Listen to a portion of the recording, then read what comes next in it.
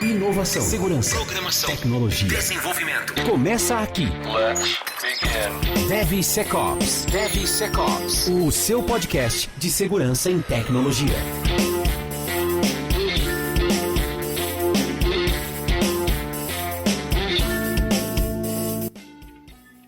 Olá, jovens! Sejam muito bem-vindos a mais um episódio do DevSecOps Podcast. Eu sou Cássio Pereira. Gabriel Privilati. E Rodrigo Balbino. Até que enfim esses vagabundos voltaram. Os caras... Férias do podcast. Os caras, a galera mandando aqui, cadê o elenco? Gravei episódio sozinho, já cadê o elenco da série? Eu falei, eu demiti o pessoal, mas já recontratamos de novo. Não pagou, a gente faz greve. Mas é isso mesmo. Boa, era pra estar em greve desde a primeira temporada, né? Se parar pra pensar, eu sumi junto com o Bobino, né? Eu saí, o Bobino também, então... Boa, bem levantado. Foi muito bem colocado a princípio. Mas que bom que não temos o Marcos aqui hoje, né? Também, querendo ou não, né? Tem um balanço, né? Tudo na vida é uma questão de equilíbrio. Vamos lá, pessoal. Episódio de hoje, antes de começar o episódio de hoje, na verdade, lembrar que o DevSecOps Podcast tem o apoio da Checkmarx e da Nova 8, que são especializadas em segurança de sistemas e código seguro. Link da Nova 8, distribuidora da Checkmarx do Brasil, está abaixo na descrição do episódio, lá no nosso canal do YouTube e também no nosso site, devsecopspodcast.com.br. Vale lembrar também a Contabilidade Olímpia, que é especializada em profissionais da área de TI. E se você precisar abrir sua empresa ou migrar de contabilidade, entre em contato com o pessoal da Contabilidade Olímpia, que eles estão prontos para te atender. E lembrar também a Gold Security, que é especializada em Application Security e desenvolvimento seguro. Quer desenvolver software seguro? Fale com a Gold Security. E lembrar ainda, né, do nosso novo parceiro, a Alura, que eles estão agora, vou pegar minha colinha aqui, ó, eles estão com a campanha agora da Imersão Java. Então, abrirão as inscrições a partir do dia 8 de março até dia 26 de março. Então, vai ter um período ali de você se inscrever. No dia 24 de março, haverá uma live de abertura, né, para você entender o que vai acontecer, como será essa imersão. E terá um período de aulas ali de 4 dias, do dia 27 de março ao dia 31 de março. Eu sei que é bastante data, mas acompanha no link aí que fica mais fácil. Em resumo, gente, são 5 aulas imersivas, online e gratuita, com desafios práticos para construir o seu primeiro projeto em Java, né? Adicionar no seu portfólio, colocar no seu currículo, dar um upgrade aí, tá? Eu acho que é uma excelente, minha opinião, é uma excelente oportunidade para progredir na carreira de uma maneira geral, criando uma aplicação do Java, uma aplicação do zero, numa linguagem aí muito utilizada, muito popular, que é o Java. Inclusive para a galera que é de segurança. Falta um pouquinho aí do a gente fala, né? O pessoal não sabe desenvolver, não conhece código e tal. Tá aí uma oportunidade para você ver uma aplicação, fazer uma aplicação ali do zero, ver ela funcionando ali e ter um pouquinho mais de conhecimento, né? Para você fazer a parte de Application Security ainda melhor, acho que dá uma guinada aí na sua carreira. Vale destacar que é gratuito, tá? Você não paga nada pela imersão Java lá na Alura. Mas se você quiser pagar alguma coisa, né? Tem 10% de desconto aí nos cursos da Alura na plataforma com o nosso código, é só acompanhar o link aí também nas plataformas. Bom, tem uns dias terá meia hora só de patrocínio aqui. Amém. Mas por enquanto são só 3 minutos. Pessoal, episódio de hoje a gente vai começar falando, na verdade é uma série, né? A gente tá abrindo a série agora. Serão divididos aí em alguns 4, 5 episódios, a gente vai analisar ainda, mas vai ser uma série na sequência, que a gente vai falar de um projeto da OASP, né? O OASP que tem vários projetos fantásticos, mas tem um específico, que é o OASP Secure Coding Practices, ou Boas Práticas de Código Seguro, Desenvolvimento Seguro. Basicamente é um checklist com algumas questões ali de segurança que você pode ou deve considerar durante o seu desenvolvimento, durante o seu ciclo de desenvolvimento, a questão de defesa, né? Prevenção com relação a alguns ataques, alguns bugs e, enfim, vulnerabilidades em geral. Essa série, ela foi uma dica, daqui a pouco a produção pega aqui pra gente, mas ela foi uma dica, na verdade, uma sugestão do ouvinte nosso. Daqui a pouco a produção pega o nome do ouvinte aqui pra comunicar e agradecer aí pela sugestão. Mas enfim, deixa eu começar essa série hoje. Link do projeto da OASP também está na descrição do vídeo aqui lá no nosso site. Mas a ideia é a gente falar... começar por essas práticas. São 14 práticas ou 14 categorias, né, que eles começam ali. E a primeira delas, ou nas 3 primeiras que a gente vai dar uma pincelada para vocês aqui hoje, a ideia não é a gente ler, né, o checklist ou ler o documento num podcast, não faz sentido. Mas é falar um pouquinho dessas práticas, né, e abordar aí, de repente trazer exemplos, coisas que a gente possa ter vivido. Então a primeira delas que eu queria que os meninos começassem aí... Antes de você começar, ouso dizer que isso daí, cara, você vai resolver no mínimo 80% dos seus problemas, mano. Com a primeira, né? Não, com tudo aqui. A primeira já chega arregaçando já. Se você for ver, ele cobre muitas vulnerabilidades. E quando a gente estiver falando, vocês vão ver. Vai entrando, vai aprofundando. Mas Boa. Isso daqui é o santo grau do desenvolvimento seguro. Boa, boa. Inclusive, ó, a produção já levantou aqui, o nome do ouvinte que trouxe essa sugestão pra gente é Beto. Não tem mais nome completo, mas ele tá como nome de Beto lá na nossa comunidade do Discord, inclusive. Então, participe da comunidade, você pode dar sugestões, pode vir participar do podcast, como foi o caso do episódio passado com os ouvintes, enfim. Acho que a ideia da comunidade, o que a gente tá construindo aqui é exatamente isso. Mas vamos lá. Primeiro item ali, né, que é a primeira categoria, né, de boa prática de programação segura é validação dos dados de entrada. Que o Rodrigo falou, né? Você fazendo isso aqui, 80% dos seus problemas você vai resolver. Eu diria que só com esses, os 80% dos problemas já resolve. É verdade mesmo. Inclusive, em uma apresentação da UASP aqui em São Paulo, que eu fui também, eles falaram exatamente isso. Validação de entrada e validação de saída já é 90%, cara, foi um pouco mais. 90% dos problemas que a gente tem hoje de ataques e aplicações, né?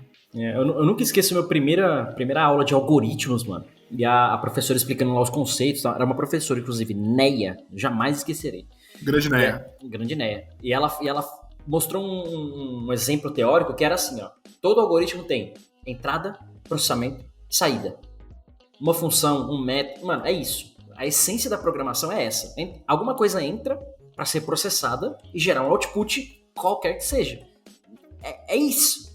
Programação resume-se a isso. E quando você fala de entrada, é o básico para o processamento do seu algoritmo ou de qualquer função, método, linguagem, etc, etc, etc. Então, validar essas entradas, literalmente, né, acerca de algumas coisas que a gente vai comentar aqui, é crucial para evitar problemas do seu processamento. E o processamento em si, aliás, problemas em si que possam ser bugs, né, falhas do processamento por si só, ou exploração, né, no caso de vulnerabilidades e coisas do tipo.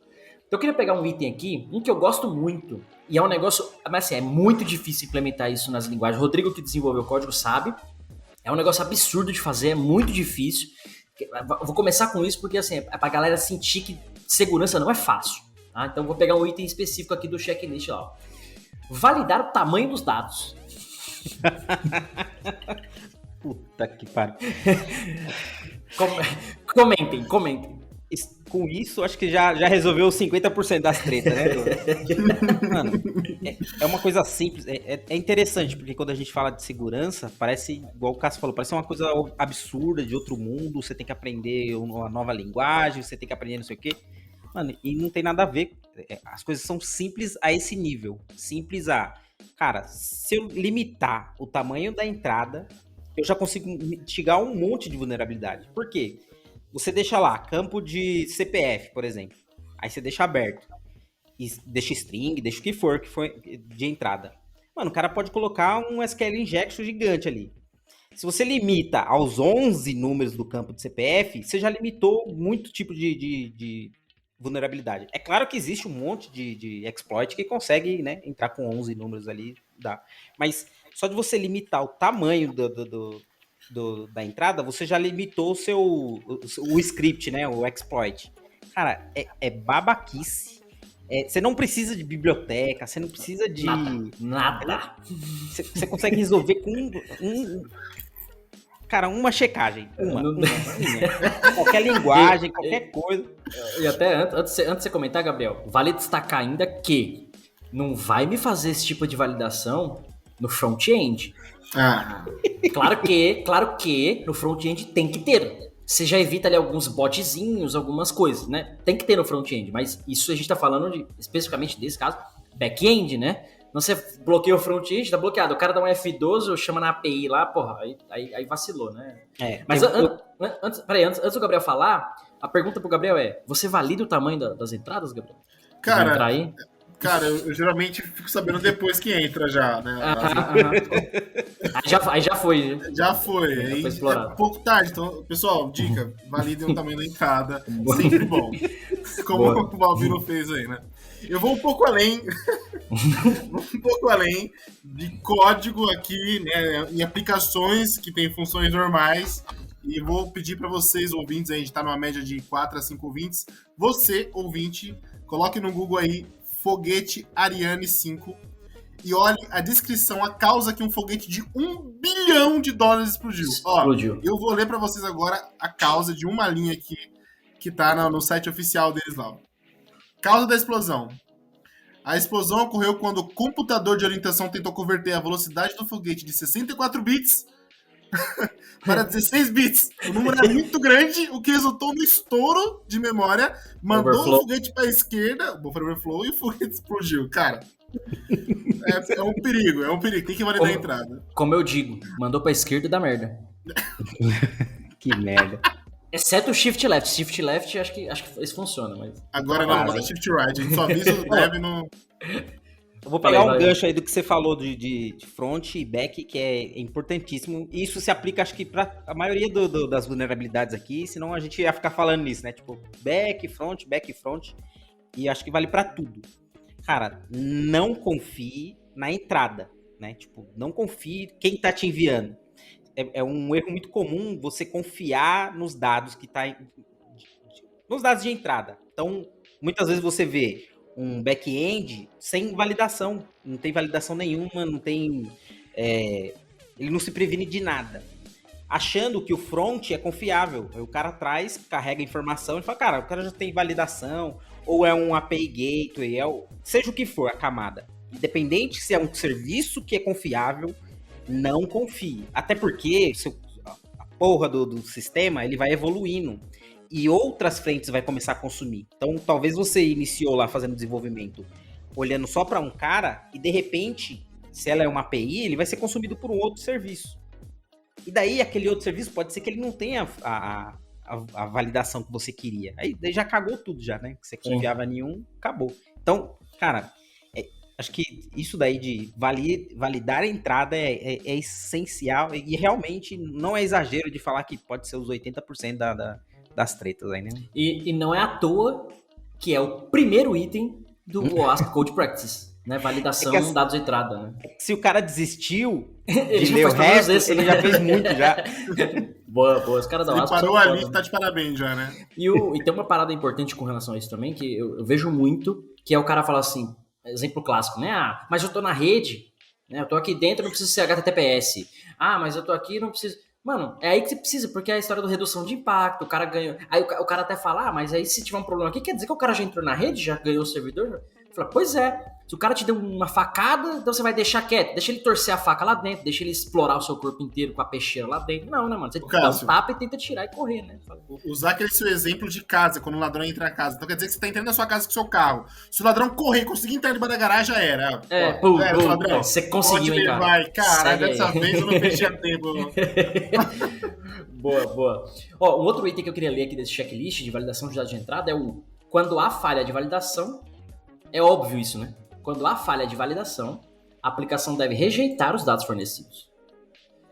Parece óbvio, mas assim, exemplo que o Rodrigo deu, né? Você tá esperando um CPF, né? Sei lá, 11 números. Veio 12, você dá erro, né? Você não processa, não vai pra frente. Você dá um erro, dá uma mensagem, põe uma máscara aí pra formatar, sei lá. Você ignora isso, né? Não segue o processamento. Você simplesmente avisa o usuário, se for o caso, retorna um erro pra API, o que quer que seja, mas é o que ele fala, rejeite os dados. Simples assim. Parece óbvio falar isso, mas é importante lembrar. E olha só que interessante. Quando ele não rejeita, ele passa para outras camadas. E ele vai fazer todo o processamento. E processamento custa, mano. Então, sim. Cada entrada, você tá gerando milhões de processamento, milhões... Cara, você tá criando fila, né, para quem quer usar de verdade. Você abre para outras vulnerabilidades, outros tipos de exploit, brutal force e tudo mais. Cara, na hora que você falou disso, eu já lembrei de uma vulnerabilidade que eu acho linda, velho. Linda. Que é o Blind SQL Injection. Que é, você manda, você não tem a resposta, você não tem a negação dela, só que você tem resposta de erro depois. E você consegue calcular pelo tempo de resposta se o que você tá esperando, ele vai vir. Então você fica mandando, ele não tá rejeitando, ele tá processando. E daí ele vai te respondendo, ele vai sempre responder erro, só que com tempos diferentes. Aí você vê lá, qual o payload que eu mandei que tem mais tempo, e aí você consegue entender que o processamento deu certo. Cara, nossa, eu acho fantástico. E aliás, aliás, você comentou da vulnerabilidade que ninguém vê, né? O Blind SQL Injection. Não é muito visto, né? DevSecOps. DevSecOps. Boa, ó. Mano, hoje a gente tá afiado. É porque ou o Marcos não tá, ou vocês que voltaram a trabalhar, né? Vou deixar pros ouvintes O responderem. ano começa agora, né? Não é depois do carnaval que o ano começa. Boa. Bem destacado. Aqui é o Brasil, né? Outro item. Vocês querem pegar um item aleatório? Porque eu vou pegar um item aqui. Não, deixa eu pegar um aqui. Pega um Pega aí. então, Bobino. Pega. Pega um aí. Um que é simples. Cara, pior que é tudo simples, essa desgraça. É isso que é. Peraí, você tá falando pra mim que segurança não é a coisa mais difícil do mundo? Não é. Tá tentando me dizer que A coisa mais. Ó, errado eu é vou mais te falar. difícil do que codar seguro? Mano, É isso. eu e o Cássio passam a vida falando isso. Fazer errado dá mais trabalho. dá mais trabalho. Mas dá Tem mesmo, que esforçar pra dar errado. Dá mesmo, Ó, cara. mas de verdade, ó, o mais difícil nisso tudo, e é real isso é real. O mais difícil nisso tudo de segurança é você ter a noção que existe. É isso. Tipo, geralmente as pessoas erram não porque ela quer, é por ignorância, assim, né? Não num modo pejorativo. Desconhecimento. Ele não Né? sabe- Desconhecer aquilo. Ele não conhece. Então, a partir do momento que o cara conhece, ele vai falar, puta, mano, é isso. É tipo, puta, mas era só fazer isso? É. Então tá aqui, tá feito. 2 segundos. Acabou. Acho que a sensação que a galera tem hoje, antes de você falar do item, Rodrigo, a sensação que o pessoal tem hoje não é dificuldade de segurança, pelo menos em application security, no nosso contexto aqui, mas é o trabalho que dá. Por quê? Porque é muito legado, é muita coisa já rodando, produção, então você tem que olhar para trás agora e refazer tudo isso, reajustar tudo isso. Isso dá muito trabalho mesmo. E aí você vai ter barreiras de integração, vai ter barreiras de tecnologia, vai ter sérios problemas de fato. Mas fazer segurança, desenvolvimento seguro, não é difícil, cara. Não é. A verdade é essa, não é difícil. E não toma muito tempo, né?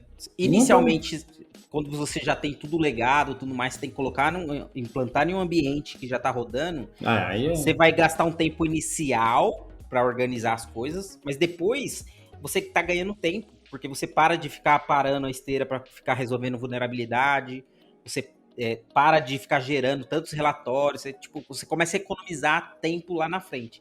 Tem um gráfico até, né, mostrando o custo de uma vulnerabilidade. Aí, quanto mais cedo você encontra ela, mais barato sai para a empresa. Sim. Bom, eu ia falar de validação do tipo de dado esperado. Parece tipo, coisa imbecil, né? Tipo, cara, o que eu tô esperando? É o whitelist, né? Isso aqui é o famoso whitelist, né?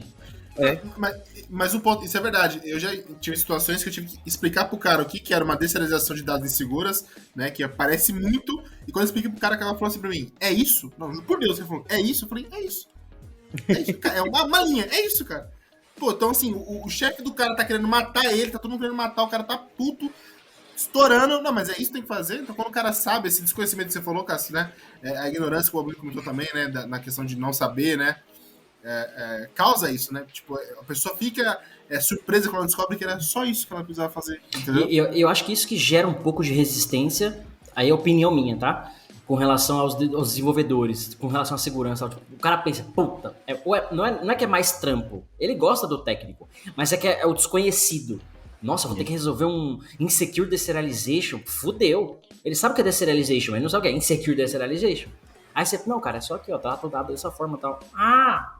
Saca? É isso que você falou, esse que às vezes, né, por isso que a história do conversar, né, integrar com os times, enfim. Fala aí, Rodrigo, continua. Inclusive, eu acho que esse daí é um problema geral de comunicação, né? Acho que seria um trabalho trazer isso para uma linguagem mais clara, né, pro desenvolvedor. Tipo, transformar isso, pegar essa estrutura e transformar numa forma do cara bater o olho e falar, beleza, mano, vamos usar assim. O que eu ia falar de serialização? Serialização não, esperar o dado válido.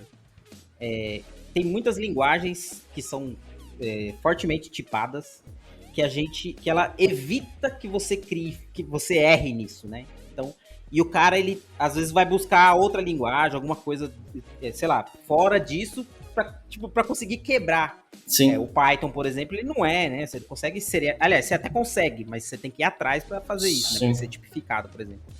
Mas o que eu quero dizer com isso? As ferramentas e os frameworks, eles tentam te evitar, eles tentam ajudar você a evitar esse tipo de problema. Algumas coisas, exato. E a gente ainda consegue quebrar essas coisas. Então, é muito importante você saber o que tá... Na verdade, você já sabe o que você quer receber. O problema é que você tem que especificar quando você está desenvolvendo. Então você tem que parar, olhar e falar, cara, qual que é a minha entrada? A minha entrada é um texto, beleza. Texto de... qual é a validação? O tamanho X. Tamanho. Caractere especial. Sei Formato. lá. Você entender qual é o formato da sua entrada. Que daí você evita exploits.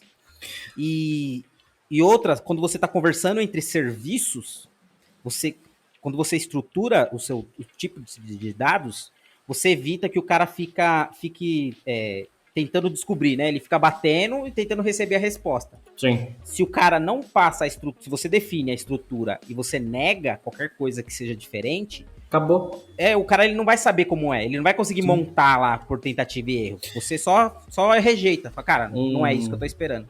Um exemplo disso aí cara, eu cansei de fazer sistemas, inclusive, na época que eu não sabia de segurança, e ver sistemas que o campo idade, por exemplo, era um inteiro.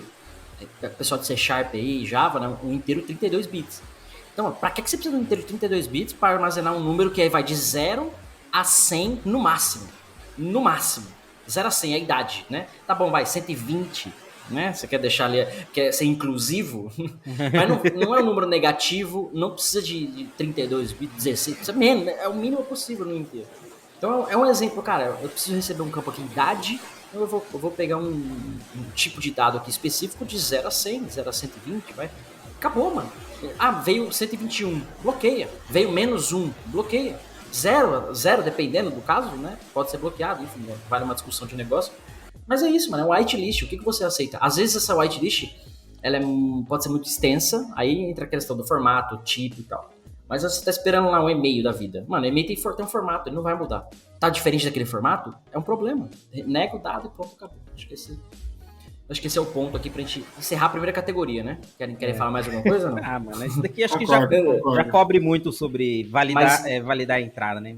Mas vale destacar, a gente comentou de 3, 4 itens. Só essa parte lá do documento, eles têm 3, 6, 9, 12, 15, 16 itens para você fazer um check lá de validação de inputs de dados. Então, dá uma lida, porque tem coisa interessante ali. Inclusive, esse documento todo tem coisas aqui que dá para você aplicar no seu pré-commit hook, por exemplo, como uma política e evitar que o código esteja fora dessas políticas.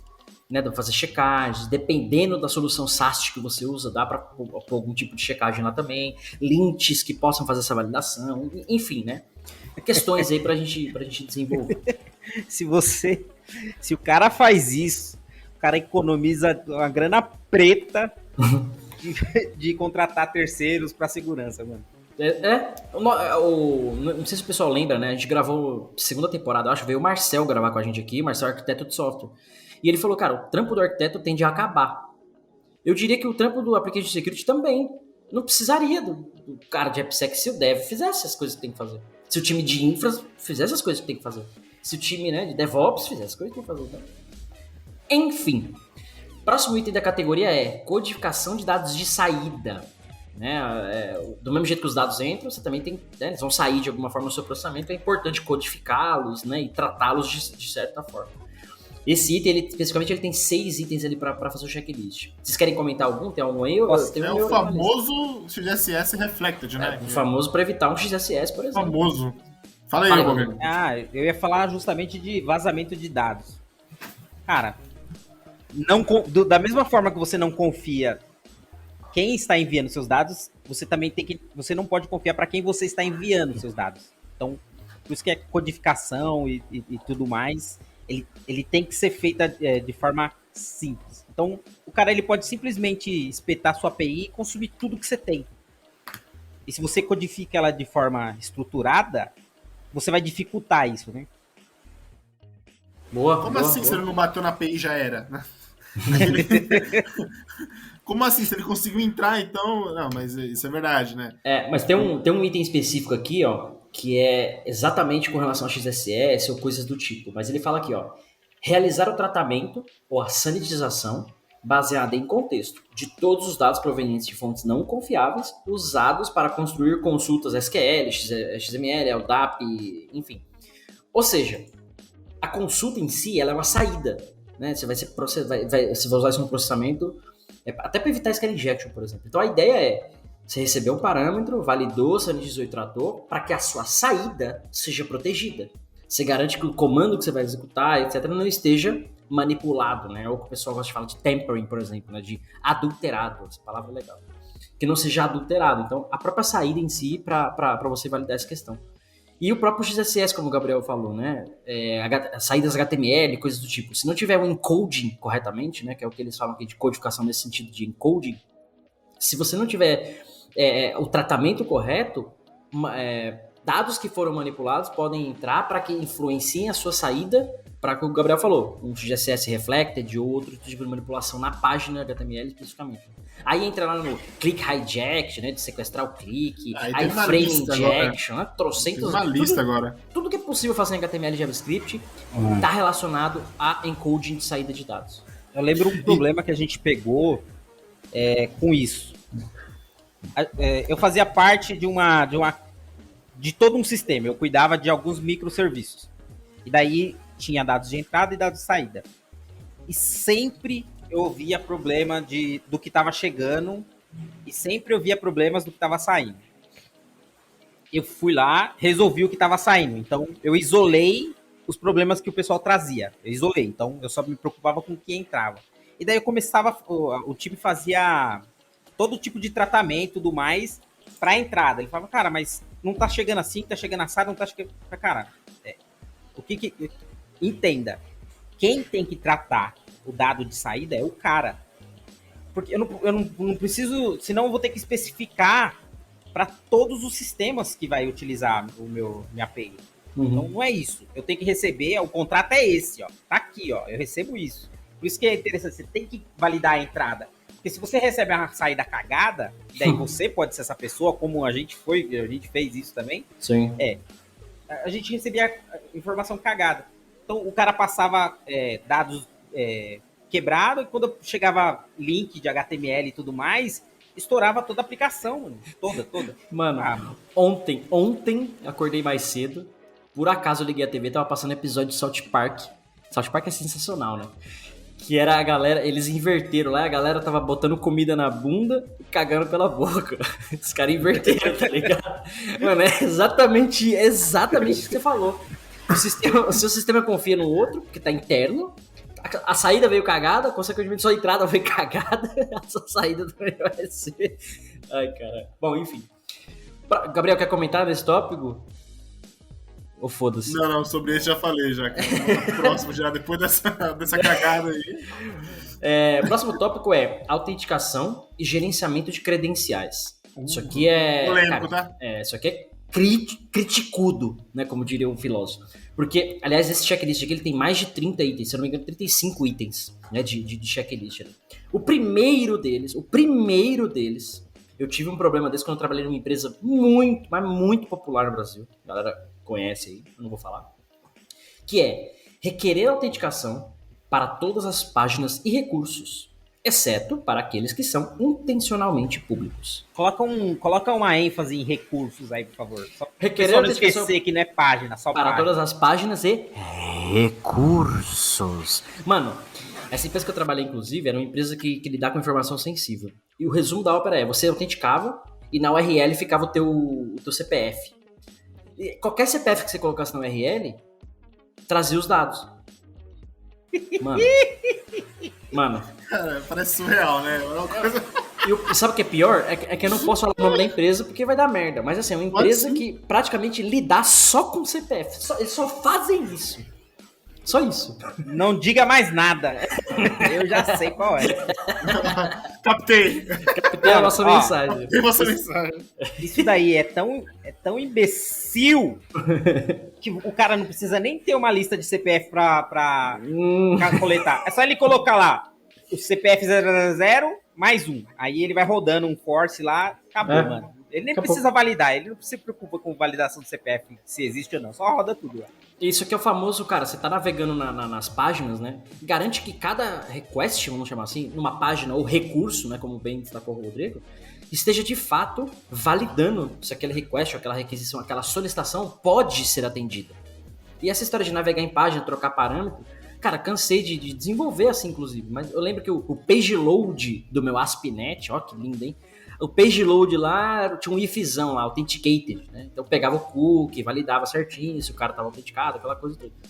Pra garantir que pô, o cara tá, uma coisa é estar autenticado, outra coisa é ter a permissão, né? Então tem duas coisas diferentes. Ele até coloca aqui, ó.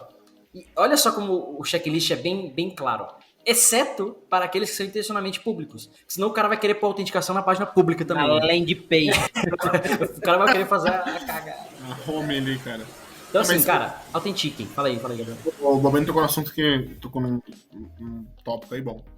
Diferenciar recurso de página, né? Que às vezes o cara tá ouvindo isso e deve falar, porra, então cada produto meu dentro de uma página vai ter que estar autenticado. Então, pô, conhecimento é poder, né, cara? Então vamos lá. Então tem a lógica aí também.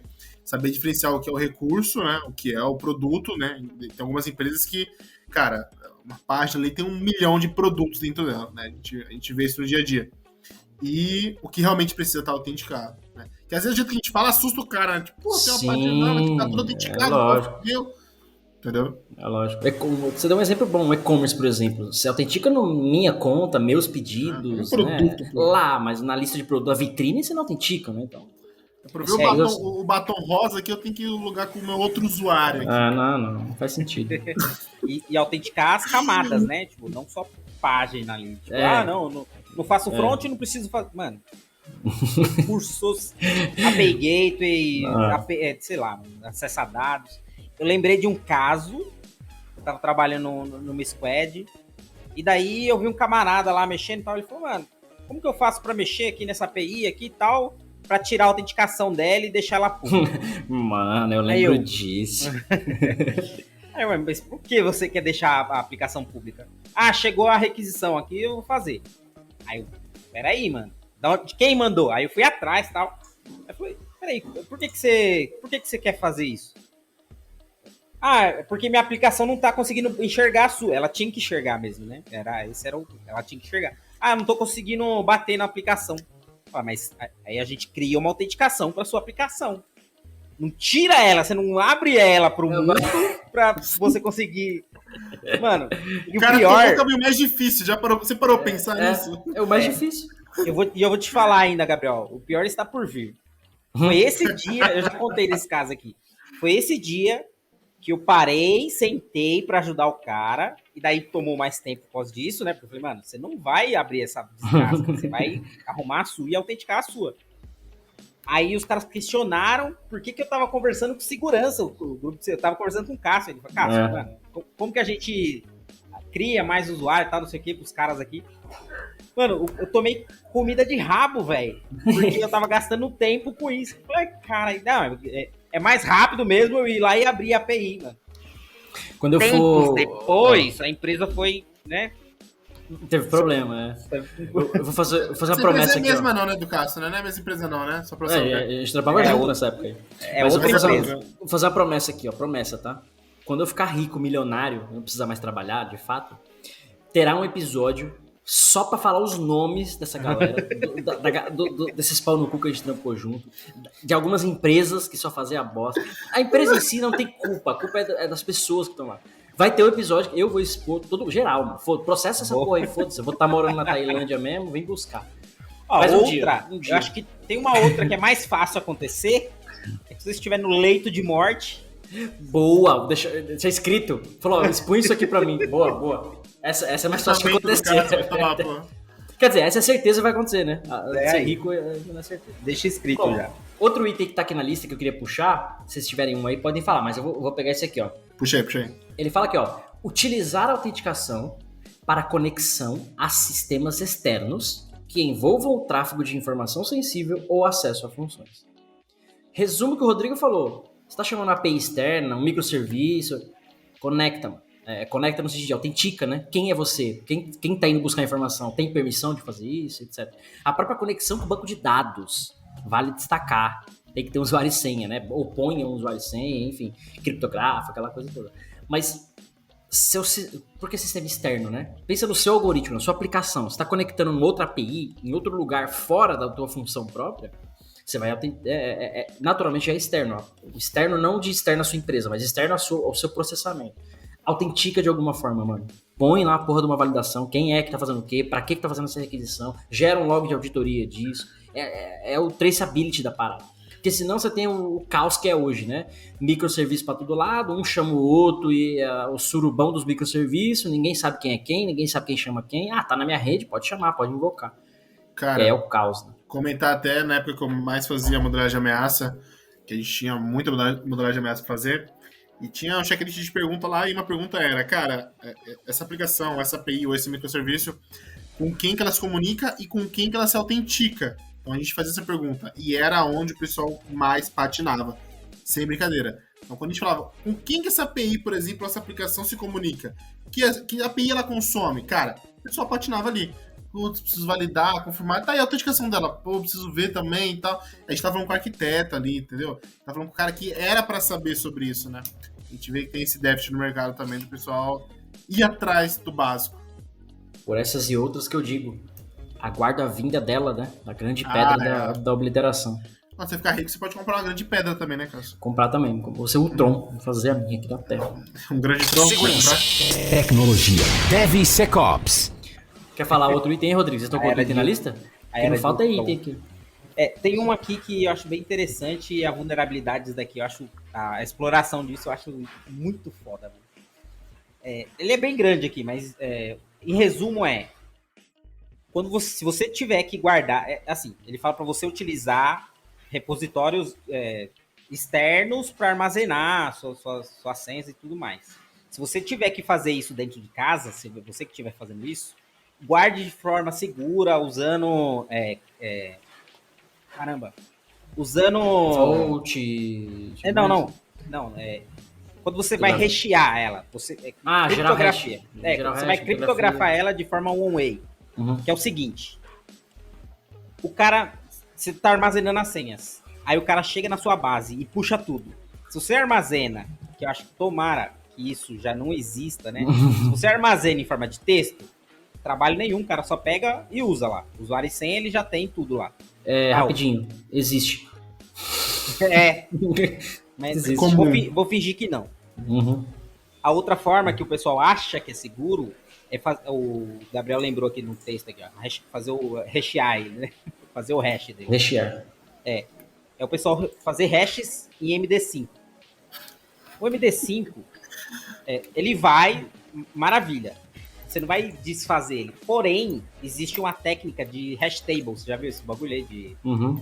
Rainbow O que eles fazem? Os caras saem rolando, fazendo um monte de hash das principais senhas que são utilizadas e tudo mais. Então, ele consegue bater. Ele fala assim, essa chave, alguém já gerou essa chave? Já. O que ela significa? Ela significa admin. Então, o cara tem acesso. Né? Ele consegue fazer um depar ali, que eu acho sensacional. E quando você faz a criptografia de forma segura, você cria partes dessa hash e só o usuário tem acesso a outra parte dela. Então, quando chega no banco de dados, você não consegue nem desfazer e você nem consegue fazer esse depara da hash. Ela sempre vai ser única. Por mais que você coloque duas senhas idênticas, elas geram hash diferente. O hash é diferente, né?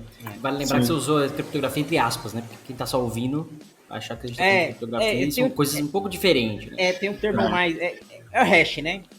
Gerar hash. Você vai gerar o hash dele, Boa. Outro item que é legal comentar, que ele tá aqui, ó.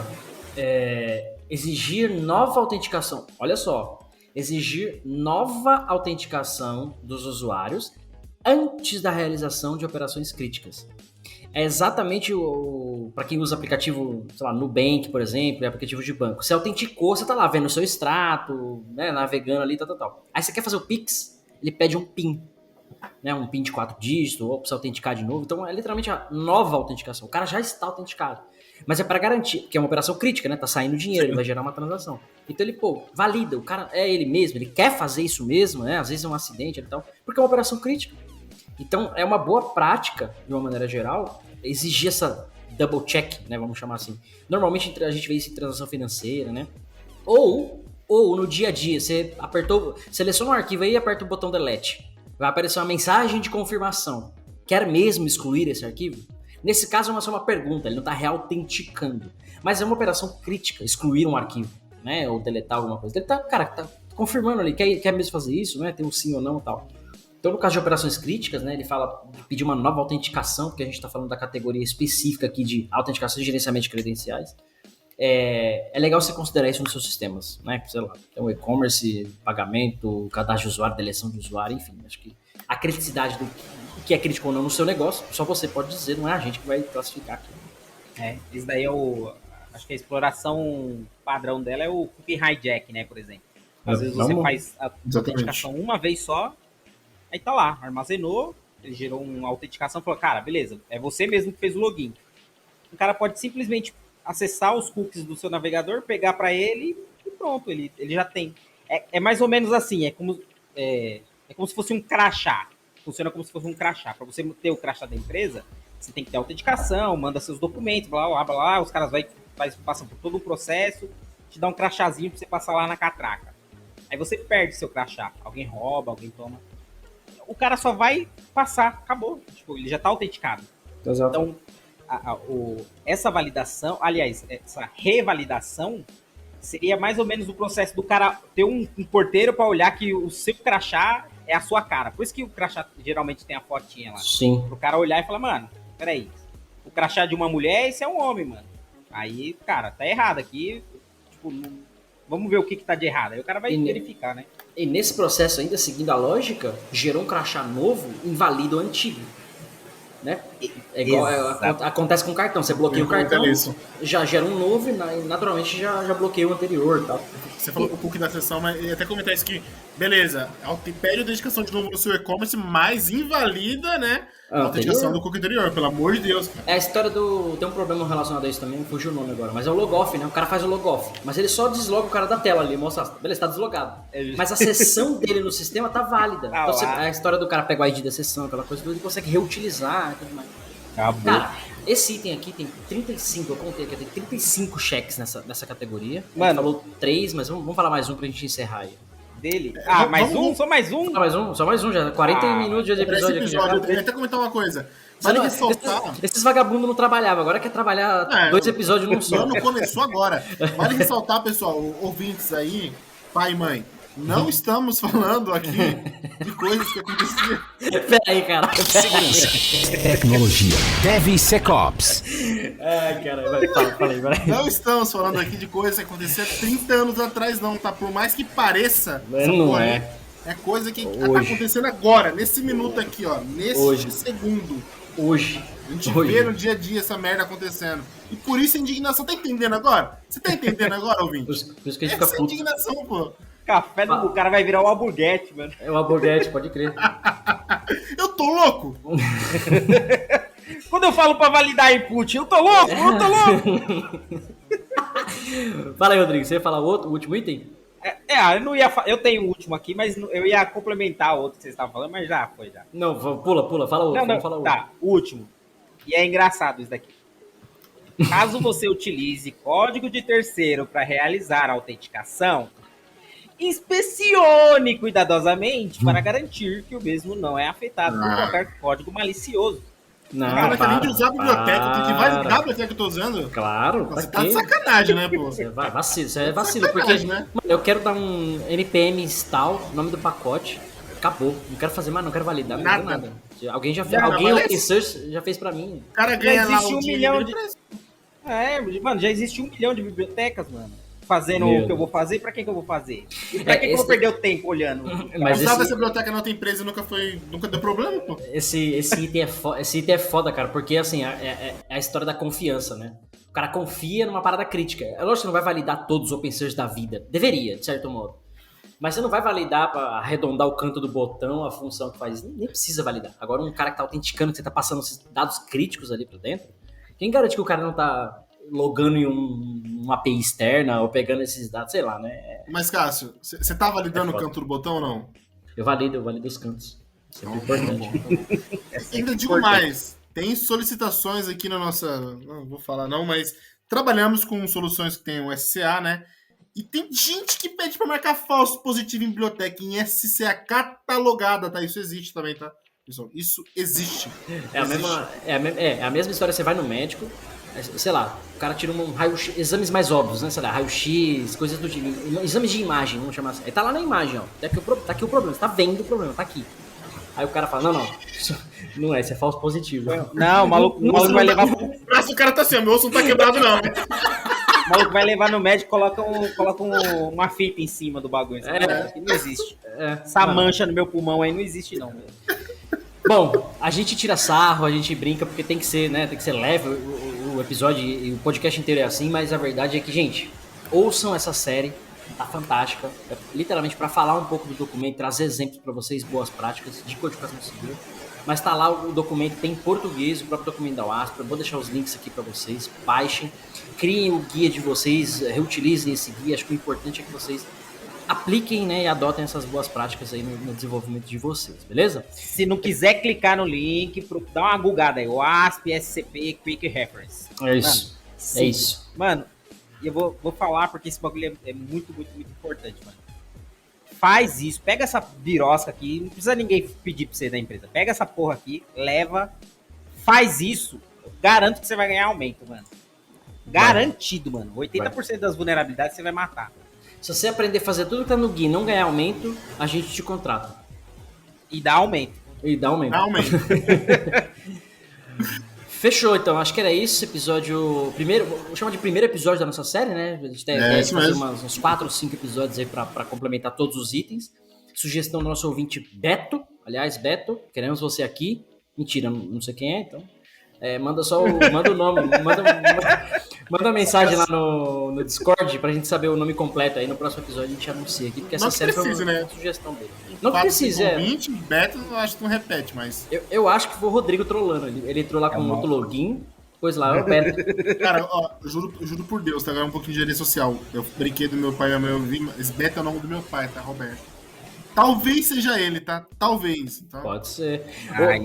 Porque teve uma sugestão aqui também da Elma. Vocês viram? O ouvinte Elma? É a mãe. A Maria, né? É uma Maria? Isso. É uma Maria Pinto, não, acho. Fechou. É com o nosso... Um alô pro nosso ouvinte Elma Maria Pinto, que a gente se despede do episódio de hoje. Cara. Que bom que o Marcos não tava aqui, pelo menos as piadas foram engraçadas hoje, né? Vai verdade. Esse ponto. E é isso, a gente se vê semana que vem. Eu sou Cássio Pereira. Gabriel Privilati. Rodrigo Balbi. Que voltaram a trabalhar, né? O ano começou. Um beijo pra uma Maria Pinto. Beijos. Termina aqui DevSecOps, o seu podcast de segurança em tecnologia.